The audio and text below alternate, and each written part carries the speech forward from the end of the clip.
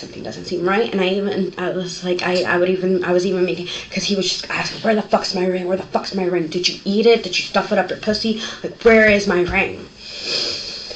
The girl looks like she's pretending to be scared. And I couldn't understand, like, I couldn't put my finger on it, so I didn't do anything. I didn't even say anything to her. I was just like, what? I'm trying to figure out what is going on. I get there. Her head is swollen. She's got 2 black eyes. This is Michelle Brandes, a mother of 3 and a willing accomplice to the brutal killing of a 16-year-old girl. You'd soon realize that if she wasn't a sadistic, narcissistic monster, she'd probably have a thriving career as a storytime YouTuber. He was turned on, and I even said something about it, and he was like, I don't know what you're talking about, when it was evident. It was evident. He had an erection. He had an erection. He was turned on, and he liked it. He enjoyed it. This was all part of a fantasy. She turned herself in on March 8, 2025, after being implicated in the kidnapping, torture, and murder of 16-year-old Miranda Corsette. She and her partner, Stephen Gress, held Miranda captive and tortured her between February 20th and 24th, 2025, before her dismembered remains were discovered in a dumpster. When she is brought in for questioning, instead of focusing on what happened that week, Michelle will spend the first several minutes trying to shape a love story. Do you need water, or have you eaten yet? Do you need anything to snack on? No, I've eaten. I Okay. Bottle of water or anything? No, I gotta poop. Okay. Well, if you need to use the restroom, you can go now. My stomach's fucked up. I'm okay. Okay. I'll You be sure? okay. Yes. Okay. I'm sure. Yeah. If at any point you need to go, just tell us. Well, It's it's not an issue at all. 11:11. What's that? 11:11. Yep. So, I mean, obviously, you know why you're here. I do. We do have to ask you some questions. We have to go through this. Yes, I understand. Have you ever been in trouble before? Yes. Okay, so you know you've had your rights read to you, so you know what they are. So, Yes. but we're gonna go Have through to do this. it. Okay. Yes, sir. Can you hear me? Okay. Yes. I am a little deaf on my left side. Okay. If you need me to speak up when I ask questions, just let me know, please. Yes, sir. I just want to make sure you hear me. Okay. You have the right to remain silent. Do you understand? Yes. And then, having these rights in mind, you wish to talk to us now. Thanks, sir. You okay? Yeah. Yes. No, I'm not. No. No, I'm not. I can imagine. I'm not. I usually, when we talk to people, it's always we meet under these kinds of situations and circumstances, and it's going to be hard. I know. I'll just say, like, you know, you're doing the right thing. You being here, you're gonna once you get all of this off your chest, you're gonna feel better. So, just tell us from the very beginning what happened.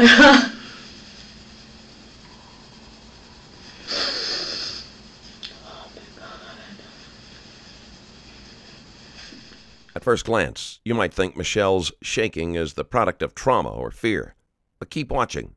You'll soon realize it's peak theatrics. I've known Stephen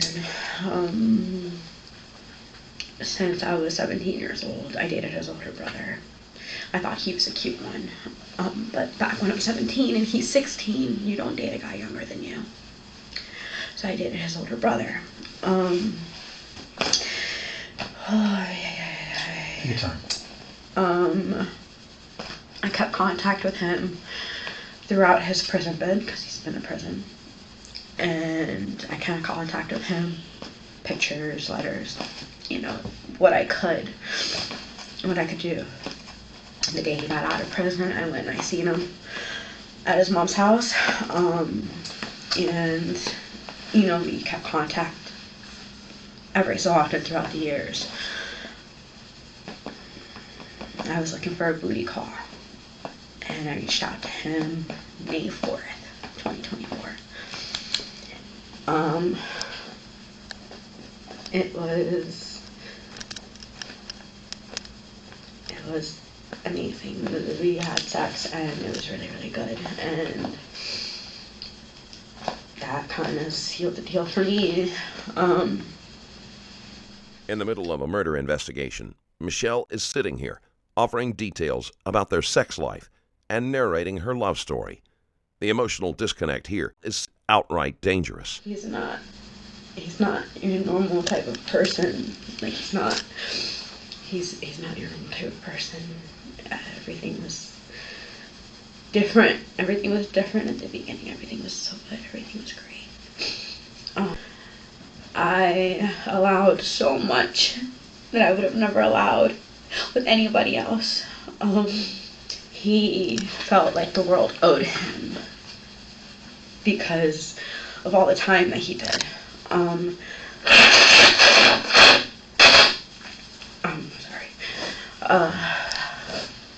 So he would have sex with as many people as he could.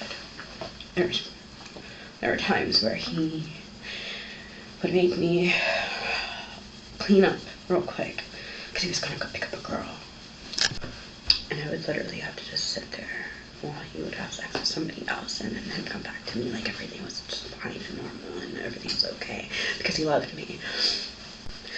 Valentine's Day.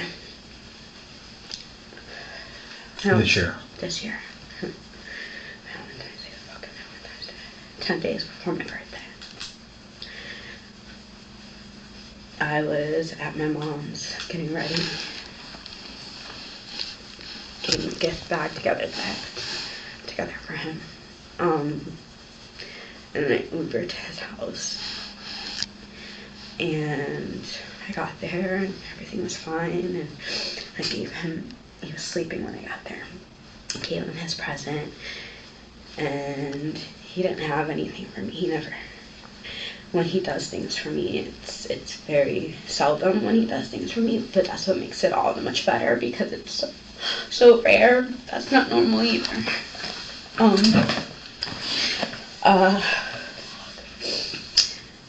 Everything was fine. I didn't understand.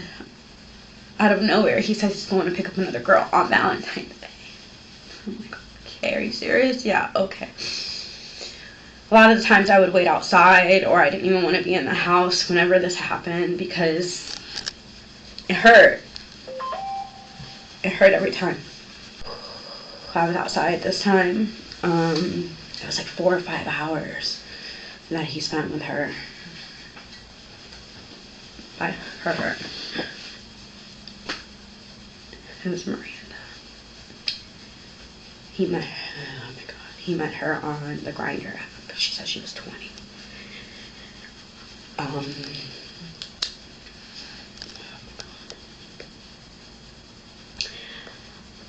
He said that I could come back inside. She was still there. He was about to take her home, but I was cold that night.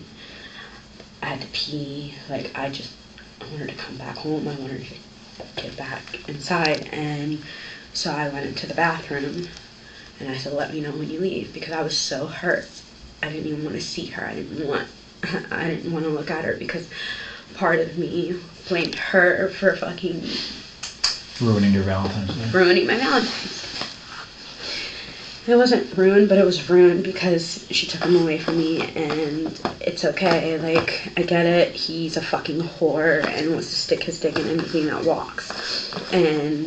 But he always comes back to me, though. He always comes back to me, and isn't that what matters, that he comes back to me? There's a version of this story where we might have sympathized with Michelle if she showed even a flicker of real remorse and didn't consider herself the main character. Sympathy only stretches so far, and Michelle burns through it fast. He takes her home, he comes back, everything's back to normal.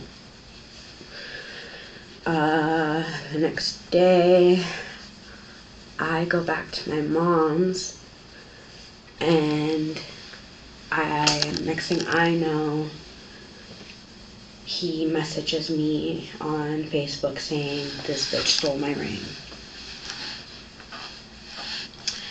He thinks that I'm happy about this when I'm not.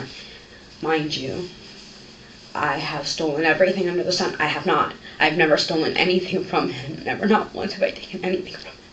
Never, not once. But I know what happens when he gets this idea in his head. I mean, he convinces himself of anything. If it's a thought, he creates some sort of like backing up, like irrational thought. Okay, let's say he wants to think that the sky is purple. He will somehow create some sort of reasoning as to why the sky is purple, and he says the sky is purple, and that's it. That's just it. Because he says the sky is purple. And if you don't agree with him that the sky is purple, he will convince you that the sky is purple. He will convince you by any means necessary that the sky is purple.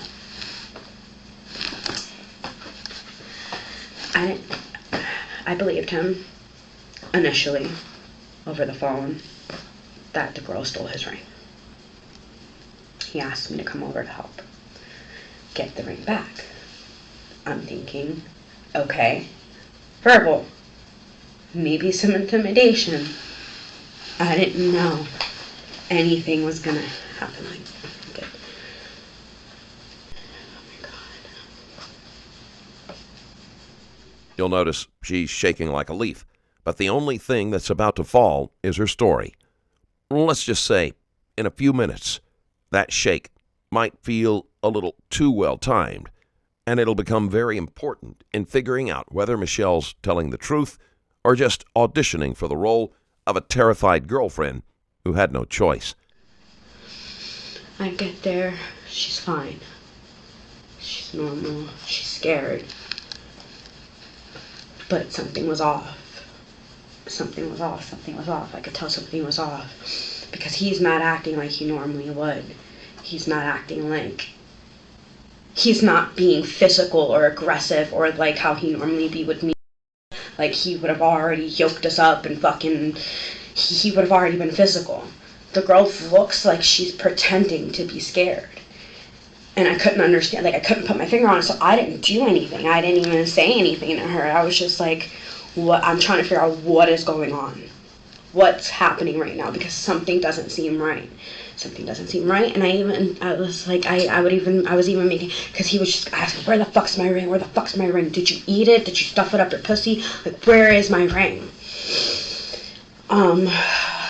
I was like, look, I'll look around the house to see if I can find it. And I looked in two sections. I looked over in the corner where his tool table was. And then I went over by the dresser. When I went over by the dresser is when he told me to stop looking. That she has it. He's convinced she has it. I said, okay. So I stopped looking. He started looking, and at one point there's like these shelves that he made to like put his clothes on. I'm only 4'11", so I can't physically get to the top shelf.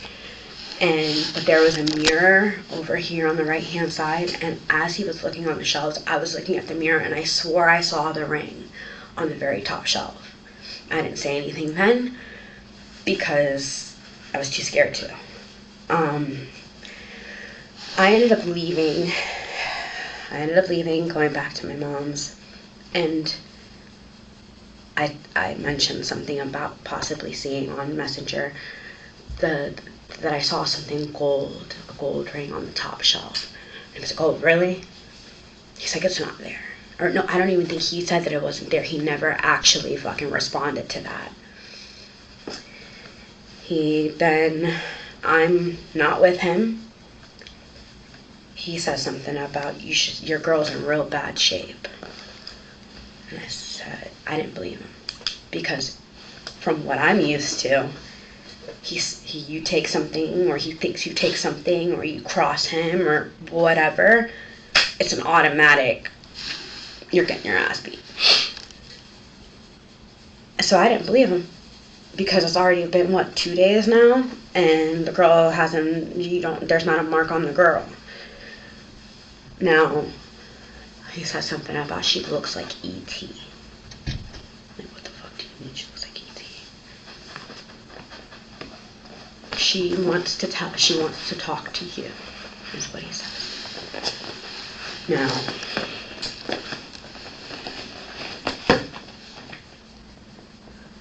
I get there, her head is swollen. She's got 2 black eyes. Now then, That was 2 days after. that was 2 days After the Valentine. initial. Okay. So now we're talking about what, 17th? 16. After Valentine's Day? Nope. 2 full days. She went home on Okay, the so 2 14th and days she in. came back the 15th. So now it's the 17th. Okay. We kept her. Oh my God, he kept her for like 7 days. He kept her for a week from the 15th.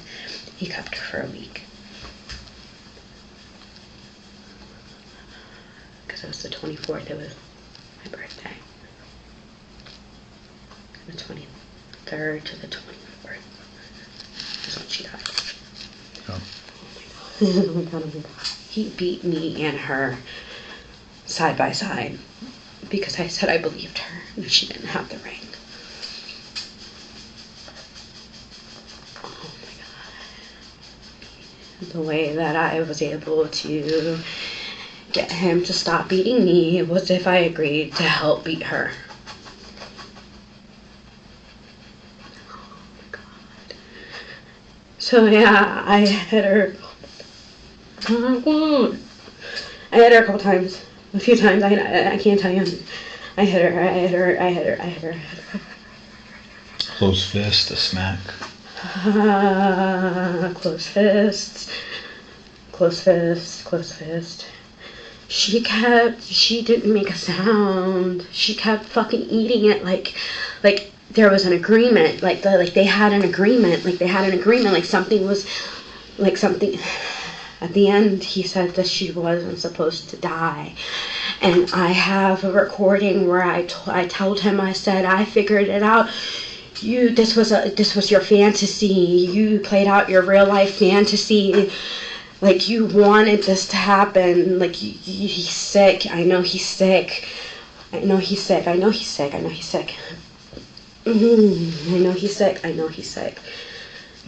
And he said, yep, good job. When it's on recording, it's on my phone. I have recording, I have text messages, I have conversations between him and I. Like, they're trying to use me as a scapegoat. They're trying to use me. And I don't understand why. Why'd you pick me? Like, why'd you pick me? I loved you. I fucking did. I can't believe this is happening. This is my real life. Like, this is my real life. Like, all because I fucking fell in love with a fucking monster. Huh? I did. I helped him. He made me help him. He fucking made me help him.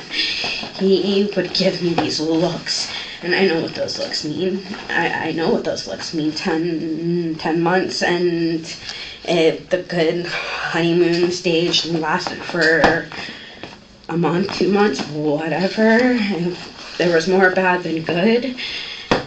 But the goods were so good. It was so good when it was good. But it was bad. It was fucking horrible. It was a nightmare. But the good was great.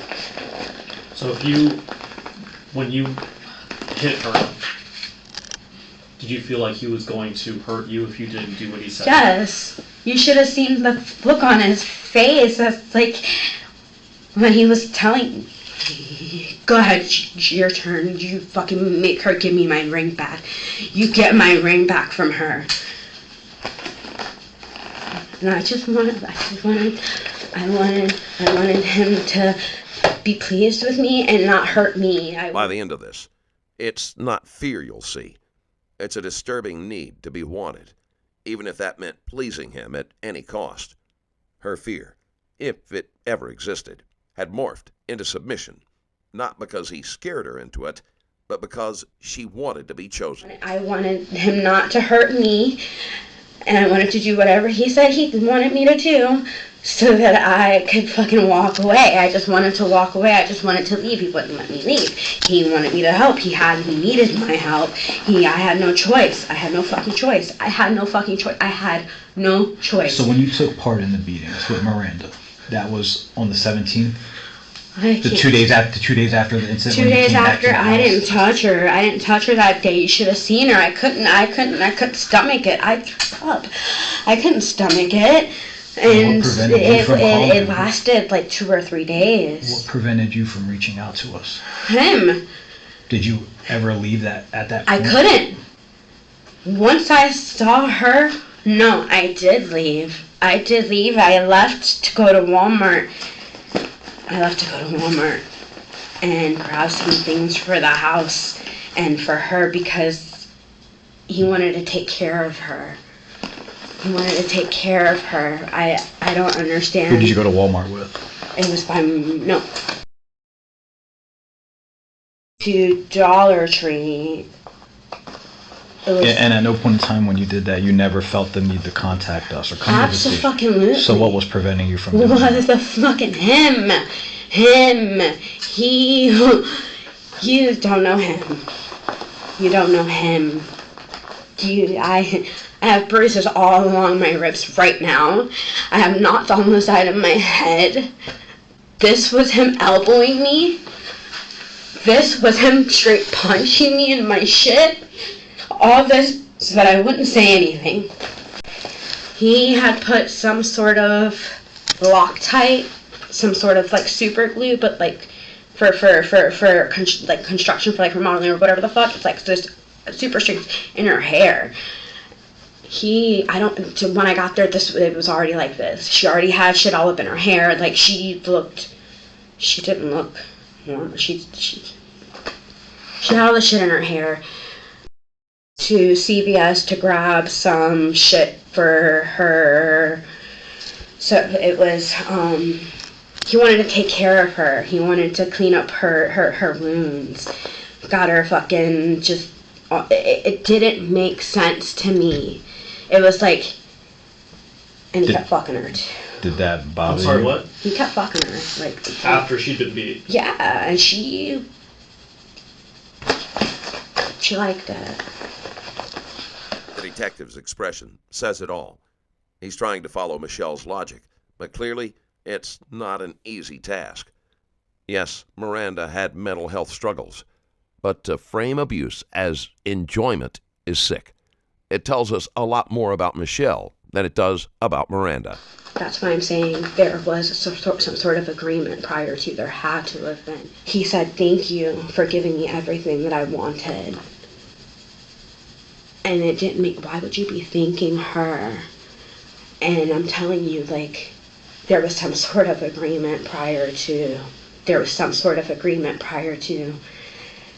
And she like, I don't understand. I don't get it. I don't understand. But there had to have been. Why else would you be thanking her? And why else would she be willingly doing, like, she was quiet. She didn't scream. She was not tied up.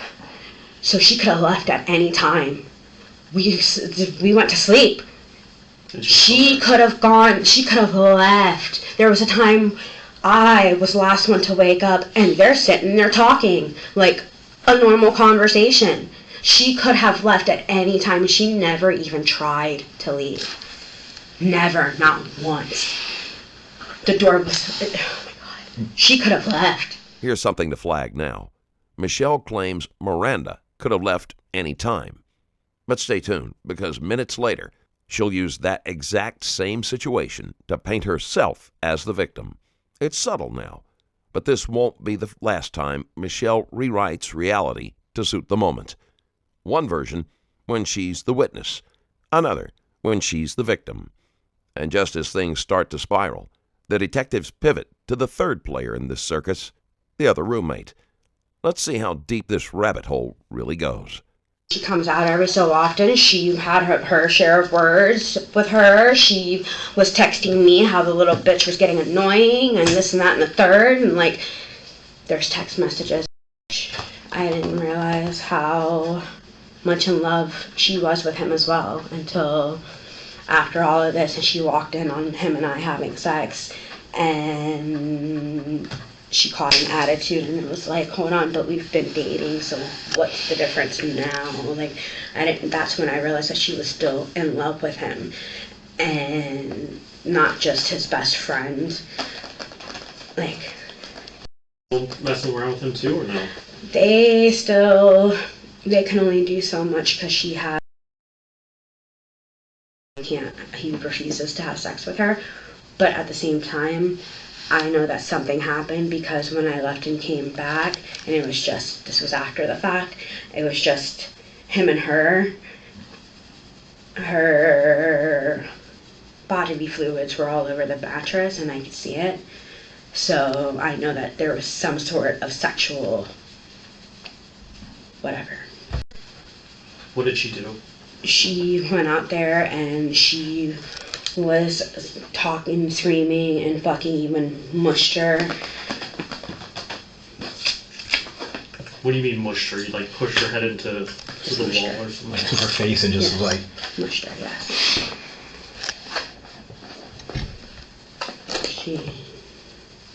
She knew that she told me that she had his back. She was on his side, and they were working against me. I didn't know until after the fact. And I'm sitting here and I'm looking at everything, and the way he was just being towards me, it didn't make any sense. But I can connect dots. I'm stupid for falling in love with him, but I'm not stupid. Generally, I'm not a stupid person. Generally, I'm not stupid. I was stupid. But once I was able to remove myself and look at everything and try to figure out where I went wrong, like how did I end up there? Like, how did I end up in that position? Like, how did I end up here? I think we can fairly say that she ended up here because of her jealousy. If you peel back all the shaky excuses and finger-pointing, what's underneath is simple insecurity. Right now, on my Patreon, you can watch the haunting final moments of the Yakov Dennis, a college student whose strange 911 call led to a tragic and baffling ending. What unfolds on camera is as sudden as it is disturbing. Too graphic for YouTube. Watch it now at patreon.com/Stranger Stories Plus. She knows him quite better than me. And the only thing that I can think of that's logical to me is that there was some sort of plan from the very beginning, or close to the beginning, after he made me fall in love. Because he doesn't love me. He loves himself. So I think that from the beginning he had this fantasy, because he's always talked about snatching some girl up off the street and like taking advantage of her, and that just kind of, yeah, okay. I didn't. He's told you that. Yeah, he has, and come on, like with technology and the phones and the cameras everywhere, the likelihood of that happening is slim to none.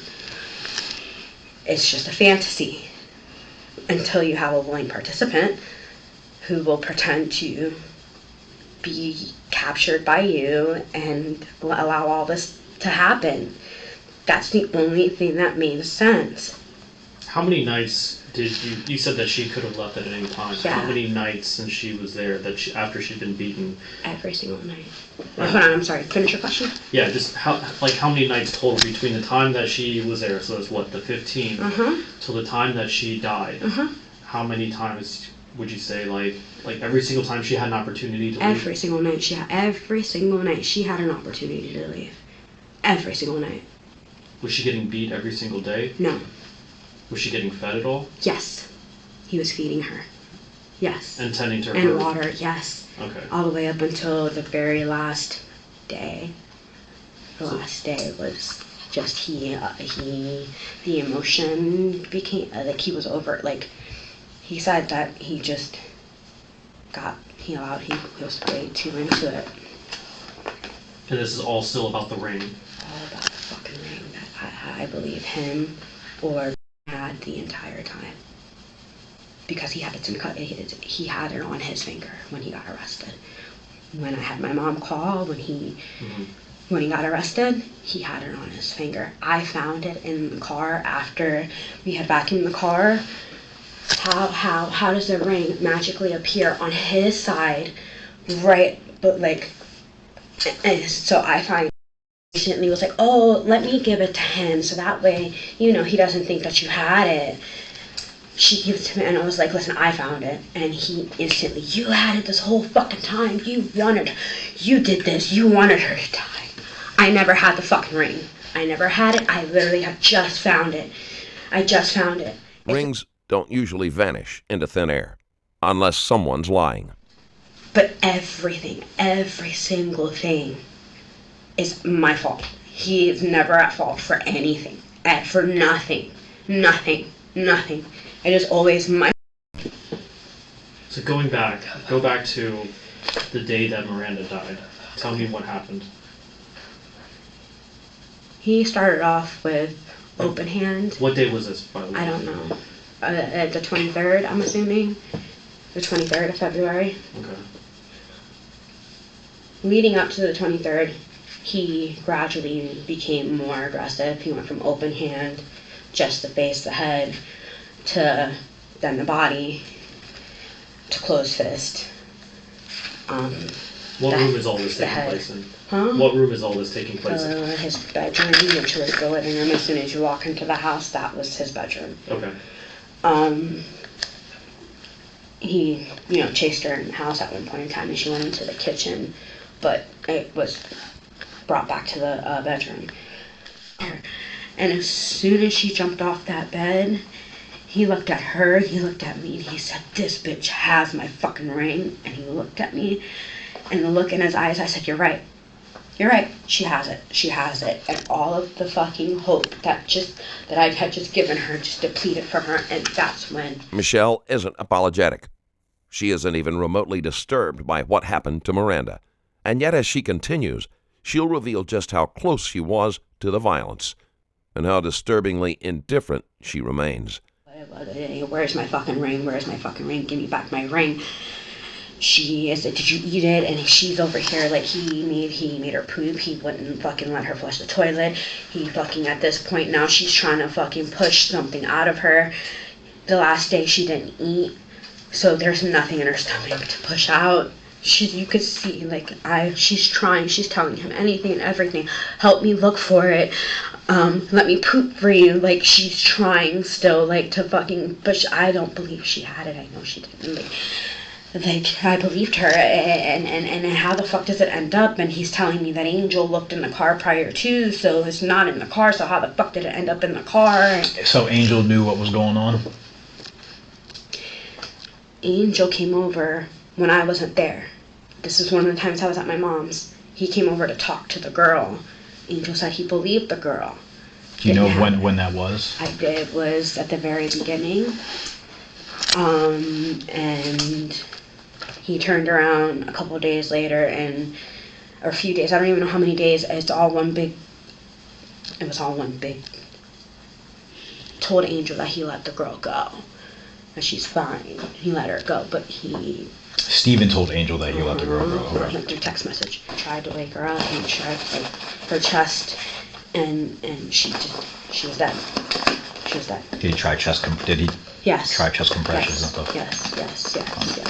Yes, he did. So, Miranda's dead. Miranda's dead. What happens next? As horrifying as it sounds, death wasn't the end for Miranda. It was just the start of something even more disturbing. Miranda's dead. He can't stay there anymore because that's where it happens. We need to go somewhere else. He says, your mom's still in Puerto Rico, right? Yeah.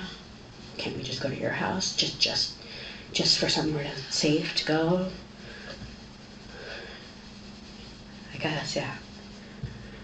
Go to my house. Who all goes to the house? Huh?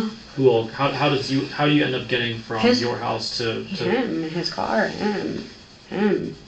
I can't drive, I don't have a license. So where's Miranda? Miranda's. The specifics in this case are sealed, and maybe that's for the best. But what we do know is enough to chill your spine. So we go to my mom's house. Was there the entire time. Go to my mom's house. He is adamant that he was turned on, and I even said something about it, and he was like, I don't know what you're talking about, when it was evident. It was evident. He had an erection. He had an erection. He was turned on. He liked it. He enjoyed it. This was all part of a fantasy. And me not knowing what was going on, my pure raw reaction was part of it too. So you get to your mom's house. What time of day is this? I don't remember. Light or dark? I want to say I honestly, it was dark. It was dark. It had to have been dark. Did you guys just go straight there? Did you stop anywhere along the way? I think it was just a straight shot. Was that when the police were called and went over to you? Or the police were called multiple times. The time that he most recently got picked up? I had my mom called. Okay. And I was already outside, and I was waiting, and I just wanted to leave, and he came out. He was on the hood of his car with the shotgun looking at me, and at one point he's like, I'm gonna beat your ass. He just mouthed it to me, and I didn't understand why. I was heated. I wanted to leave. I didn't want to be there. You don't want me to be there, so why are you making this so hard for me to leave? I just want to leave. He didn't want me to leave, clearly. And then the neighbor came out after the fucking chase around the car. The neighbor came out, and I just beeline to the neighbor because I knew he wouldn't do anything in front of her. And I said, hey, I have an Uber coming. Is it okay if I just wait here until the Uber comes? She said, yeah, that's fine. And by that point in time, I had already told my mom, because I was on the phone with my mom the whole time. At that point in time, I already told mommy, I was like, I'm scared because the gun was different. That was the difference this time. Like the gun was the different. Mm-hmm. He had never had the gun before. He had never used a gun on you before. Never, and he had already.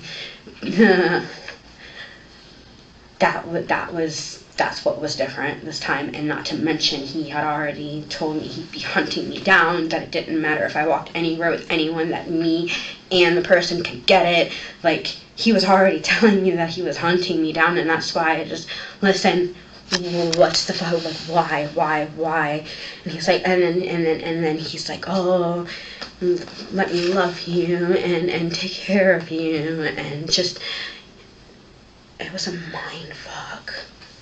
It was a mind fuck. Like he knew. Oh, I just wanted to be loved. She never denies involvement, yet also never voluntarily assumes accountability. In psychological profiling, that can suggest a paranoid defensive or narcissistic personality structure. That is, someone who needs to control the narrative to maintain a self-image untainted by shame. Quick heads up, there's a full collection of true crime-inspired merch available now at strangerlabel.com. You'll find premium t-shirts, hoodies, hats, beanies, and more, each piece designed with bold detail and a dark, investigative edge. Head over to strangerlabel.com and check out the full lineup. Now let's get back to the case. And we smoked weed. I didn't smoke weed. He smoked weed. I would hit it once and I'd be high. So but meth. It was all meth. So you get back to your mom's house, go to sleep. Then what happens next? Like how you guys... Hold on. Did we sleep? I did.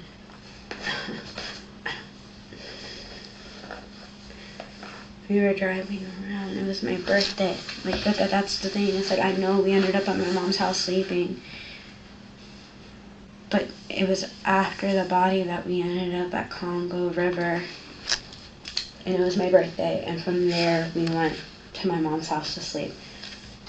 I don't remember. We drove the Airbnb. We were supposed to get an Airbnb and that never happened. We were supposed to get the Airbnb out in Clearwater. That's what it was. That's how we ended up down there. We were supposed to go, we weren't going to my mom's house originally. We were going to an Airbnb that by the time it was supposed to be booked, the price had changed. So we ended up deciding that we were going to my mom's house, and when we had made the U-turn, the Congo River was right there. He looked at me, wanna go? Sure, I guess. Like, it's your birthday. You were good. We deserve this. Okay, fine. So we went to Airbnb. It's my birthday. Why not, right? It's my birthday. So there, and then we went to my mom's. That's what it was. We were driving 19 and from 54th, we ended up going past because we were supposed to get that Airbnb. And then we ended up at my mom's after Congo River. Okay, going back to when you had first initially gone over to your mom's house in Largo with Steven and the white cars there. Yep. At any point, did you or anyone call 911? No. So the problem is that there was a 911 call, and that you had come out and talked to police. It was after the body. It was after the body. Okay. So what happened there? Like, I know the police made contact with you. Right. He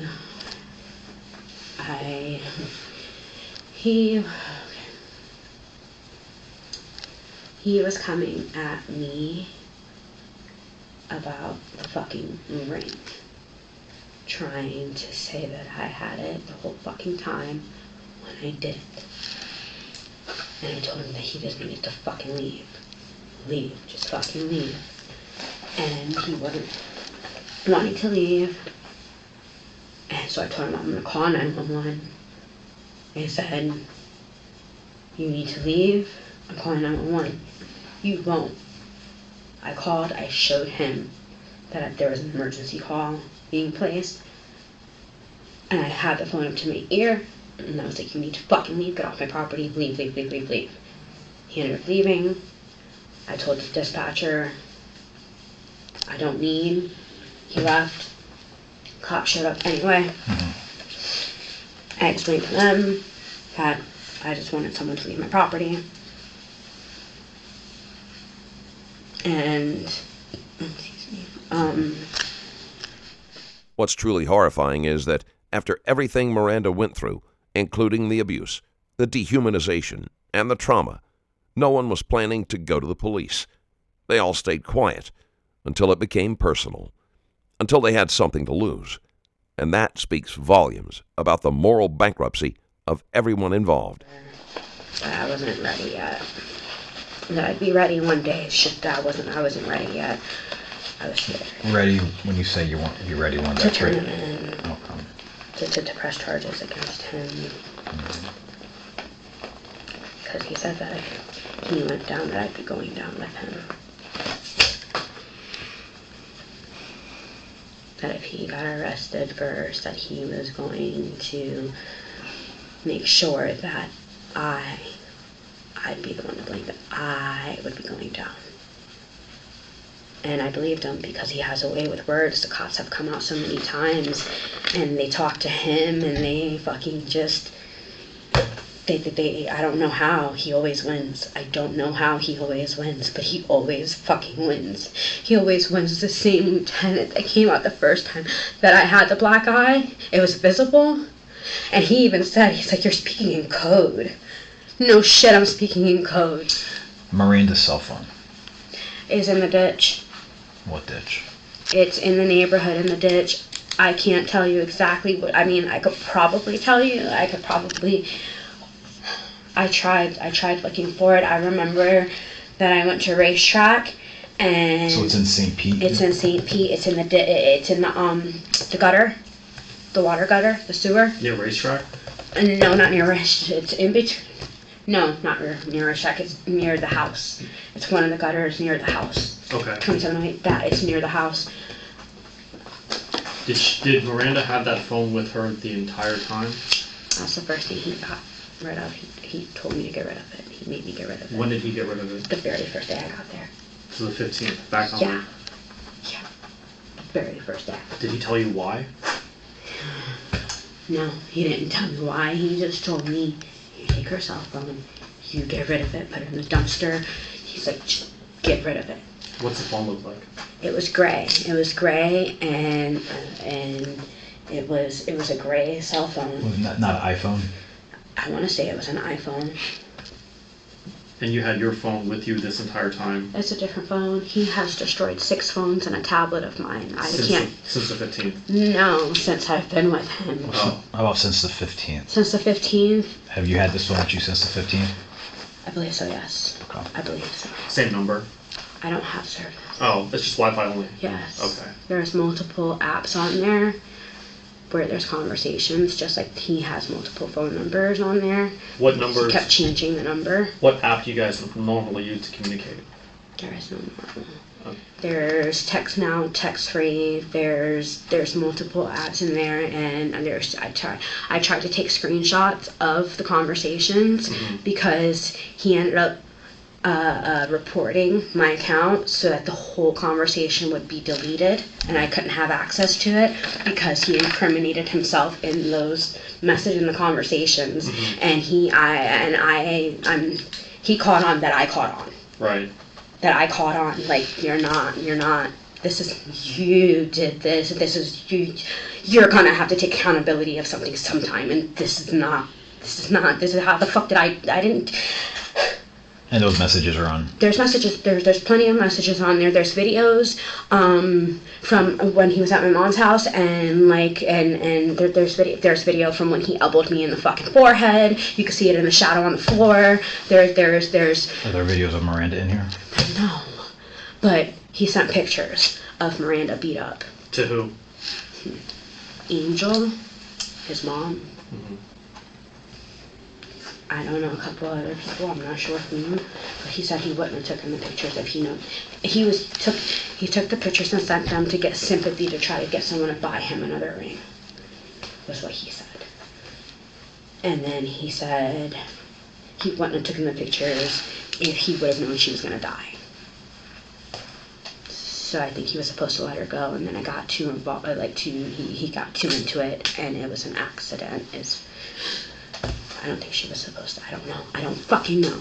I don't know. I don't believe him. I don't believe anything that comes out of his fucking mouth. Michelle now heads to the washroom after giving the officers consent to pull her messages and media. And what she says next only adds to the disturbing portrait she's been painting of herself. I don't know what's going on, but it seems fair. I'm sure you do. It's been all over the news. I'm all over the news. Great. Huh? Well, that's great. I mean, My kids. I got 3 kids. you have 3 kids. 17, 13, and 6. And their mom's on the news for this. So yeah, no. I'm not okay. Your age. So Michelle, I am curious about a couple of things. Namely, we're curious about the cell phone first. So, you said you threw it in like a storm drain, the one that's just got like the big heavy concrete on top. If I show you this map, would you be able to help us? Probably not. Okay. If I put you in a car and we drive over to the house, would you be able to show us? Kind of point us in the right direction. You don't think Steven tried to make me do this as well? Steven was trying to recover the phone as well. When was that? Afterwards? Afterwards, after you had already got rid of her and came back down the same feet? Yes. Did you recover the phone? No. Okay. But you know which drain it is? I don't know if you've ever been put under some sort of pressure like that. You're right. I don't remember. Okay. I don't fucking remember. All right. I'm trying to keep my shit together. I'm trying to tell you the truth. You're doing trying great. To tell you everything. I know I'm not going home. I don't remember which one. That's okay. That's okay. We just have to ask. We have to try. Okay? You know why we do this, right? We have to try. It's not for me. It's not for you. It's for her. It's for her. I know, and that's why. So that's why we asked, like, if we put you in the car and we drove over there, maybe you might see a sight. Yeah. I'm thinking maybe. I remember that I stopped at the first one and it was too open and I seen the cameras, and then I stopped at a second one and there was some guys working, or like they were in a driveway or something, and I had to walk around from the driver's side and like bend down as if I were tying my shoe to put it in.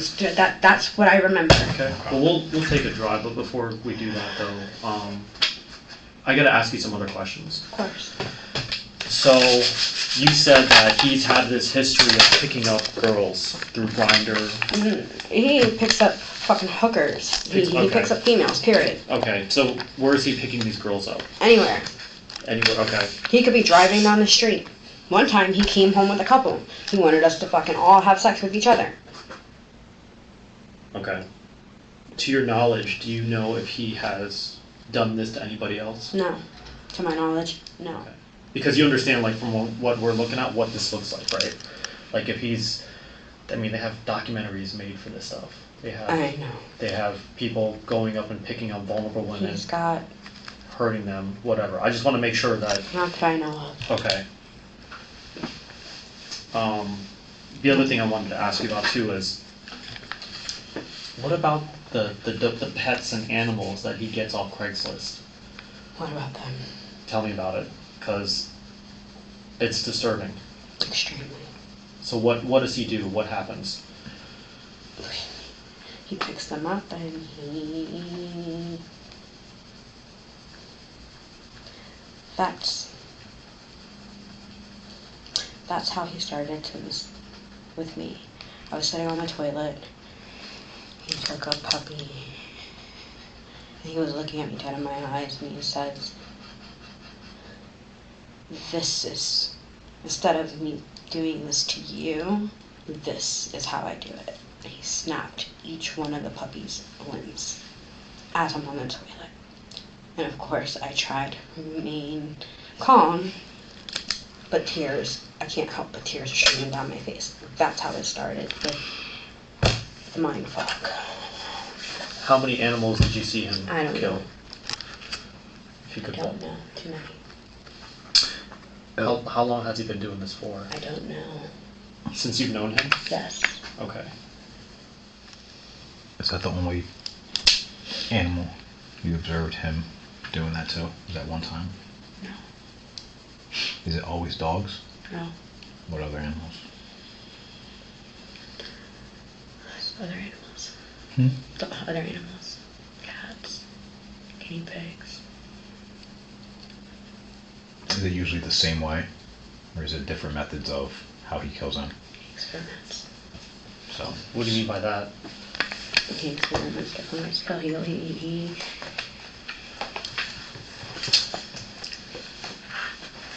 he's obsessed. With killing? Yes. Stab these dogs? Stab any animals? Yeah. Does he use objects? Yes. But can you? I know it's got to be a lot for you. I get it. I don't get it, but I know it's a lot for you. I'm just asking you to do your best to try to help us out with this. So what else? What else is he using? What do you mean? To commit these violent acts. Anything. He busted this fucking thing with the extender of a bolt, the one that goes around like the tire. No, I grabbed the tire iron that time, and he wasn't expecting me to grab a tire iron, and that's why he finally stopped the car and let me the fuck out. It was an extension that goes on the end of like a drill that will tighten something. It was just a skinny one, and I went to block, and he was like, "Oh, pop, pop," and this whole thing swelled the fuck up. Anything that will prolong the inevitable.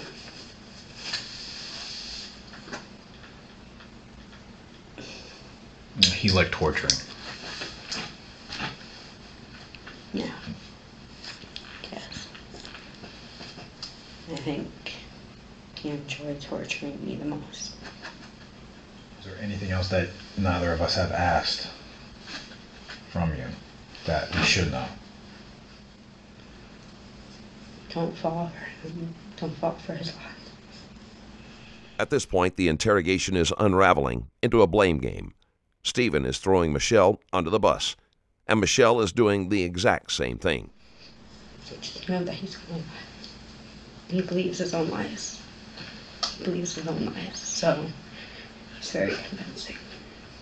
I briefly, before we stepped out of the room, I started asking you a question about what the plan was going forward. If there was something that you guys had spoke about, what you guys were going to do. It was stick together, and then it was fucking. I couldn't. I was going back and forth between suicide and my original plan was just to commit suicide. I just wanted to commit suicide because I wanted to commit suicide. And then I realized that I'm still a mom. Even regardless of what happened, I'm still a mom. And that's the day that he cornered me in the shower. I was in the shower, and he wanted to come after me with fucking something. It was a pole, something. It was something in his hand. And I don't know where I got the strength, but I ripped it out of his hands.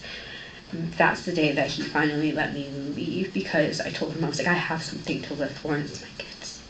When I finally came to terms that I had a reason to live, and I had a reason to tell the truth, and I had a reason, that's when shit started getting worse. With every time he was around me, the physical kept getting worse and worse, until finally he pulled the gun, and that was when he got arrested.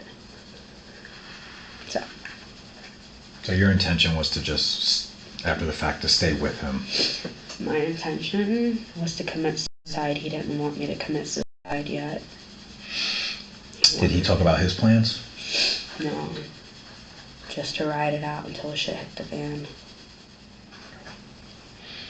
Is there any, I'm just going to run this by you, and just tell me if there's any truth to it. So he picks up Miranda on Valentine's Day. That's a special day. Everyone knows that's a special day. And Right. then, obviously, you have your feelings for him. You love him. Right. And we all see that. And then he ends up picking Miranda. Right. And that upsets you. Right. So you had nothing to do with maybe potentially taking the ring, hiding it, to blame her because you hate her so much. No, I don't even know the girl. I don't even know the girl to hate her. Was I hurt? Absolutely. Mm-hmm. But how many times, how many other girls has he hurt me with before? It hurt me more the fact that he didn't get me anything back. Because he got him the gift. He got him the gift. He didn't get me nothing back. I kind of already initially knew that's how it was going to be, but still, that hurt more than anything, because again, he feels the world owes him, so he is trying to make up for the 11 years he was already in prison for by getting as much pussy as he possibly can. So, no. Okay. I don't know her. I don't know her to fucking not like her or hate her. Because, I mean, like you said, the ring is miraculously found in the car. Miraculously, I'm trying to tell you, it was on the top shelf. I seen it on the top shelf, and I think he may have found it and fucking kept it. This was all a mind fuck. Why wasn't it said, though, when you saw it that day? Why didn't you say something? Because, again... Because, listen, you knew, would have known, had that ring had been recovered... I said something. That would have probably, could have quelled this whole thing. I said something. It was not part of the plan. His plan. This was all his plan. Right, but he's sitting there, you're sitting there telling me that he's fixated on this ring, this ring, this ring, this ring. You see this ring there, and you don't say anything to him. I did. When? I did. When you left and you sent him a text message? Yeah. Why not say it there when you saw it? Because he wasn't going for it. What do you mean? If you have a ring and you show him... He wasn't. I couldn't get to it. How the fuck am I supposed to tell get him. to it? I did. You said you did. He moved the pillow. He moved the fucking pillow and fucking put it and looked and said it's not up there and put it back. I swore I saw a fucking gold thing up there. Like, I did tell him. Okay. Sorry. What's this ring? No, you're fine. What's this ring look like? It's the one in custody. He had it on his finger. Was it the pinky ring? It's the Egyptian one. He's got the Grim Reaper, he's got the Nugget, and he's got the Egyptian one. That's the one Angel bought him. What's the deal between him and Angel? Angel, Do they hook up? Yeah. Angel is caught in his web of lies and deceit as well. Angel, that's his best friend, is how Angel described it to me. Although when Angel and I had our very first conversation prior to, Steve tells me that Angel knows everything and that there's nothing off the table, that I could be completely honest with him. I said, okay. Well, apparently Angel did not know that I lived with Steven, did not know that I was his girlfriend. Angel had no idea about any of that. So when Angel asked me, I said, you could see the hurt on his face. I believe that Steve may, I can't believe I'm going to say this out loud. Steve may be in denial and has not accepted that he enjoys, or that he could be bisexual. Mm-hmm.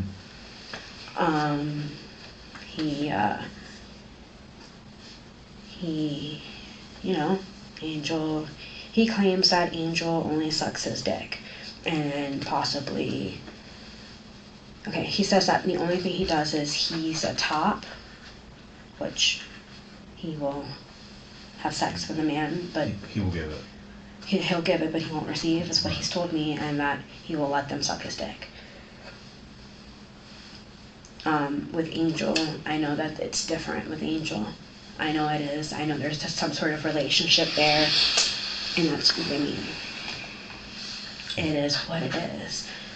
I know that Angel So do you is think a good... he and Angel have love each yeah, other? Absolutely. Okay, and that's why that ring was so sentimental to him, Yes. because of how much he's in love with Angel. I think so, yeah. He said that's his baby.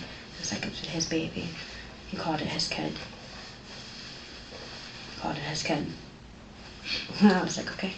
As he's saying this, I'm like, I'm trying that I'm connecting dots. Like, okay, so like my initial feeling like about it being more than what you admit to me has to be right. Like, it has to be right. Mm-hmm. Like, I can't. I'm not that far gone. Like, it only makes sense. Angel doesn't like me, because I lived with him and was his girlfriend or whatever. Angel doesn't like me. Do you think he told Angel about the killing? I don't know. I think that what he told me is that he hinted towards, pretty much if Angel has too much to lose. Angel has too much to lose, so he wouldn't want to put him in a position to where he would squeal and... Or could get himself in trouble. Right. Not knowing that that's exactly what he was doing when he would go to his house after the fact and hide out there for one night. Like, After the fact... he literally kicked me out the car. After the fact of what? Like, what are you referring to specifically, like, after the fact of what Steven did? Are we talking about this incident? The Miranda. Okay, After so Miranda. you're saying after the killing of Miranda, Yes. he stayed at Angel's house. Yes, after Miranda had died. Yes. He stayed the night at Angel's house. I had threatened to go to Angel's house and tell Angel, and he told me that Angel called one of his female friends to come over and meet me there to beat my ass instead. I don't know. I told him you needed to confess to Angel so that Angel knows, otherwise I was going to tell him. So your plan was to tell Angel what he had did to Miranda? I had threatened him with that, yes. Because it was... We need to go take a ride to try to find that. Yeah. Let me do this real quick. Yeah. You've been so great with us, and we greatly appreciate you being super cooperative with this. We're trying to do what we can for Miranda. Would you be willing to provide your DNA sample to us? Okay. Michelle Brandes has been charged with first-degree murder alongside her partner, Stephen Gress. The case remains ongoing, with prosecutors reportedly seeking the death penalty for both of them, given the severity and cruelty of the crime against Miranda. That's the end of today's video. If you liked what you watched and want to support the channel, hit the like button and check out my Patreon link in the description. Thanks again for watching, and I'll see you next time.